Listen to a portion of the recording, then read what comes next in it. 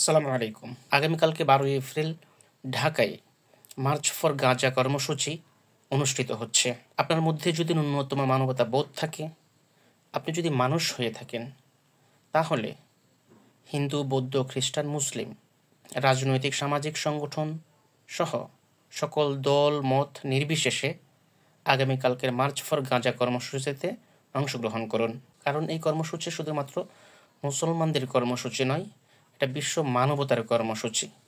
এই কর্মসূচি বর্বর ইহুদিদের বিপক্ষে এবং নিরীহ, নির্যাতিত, নিষ্পেষিত, ইতিহাসের বর্বর নির্যাতনের শিকার ফিলিস্তিনবাসীর পক্ষে। আপনি যদি মানুষ হয়ে থাকেন, যদি মানুষ না হয়ে থাকেন সেটা ভিন্ন কথা।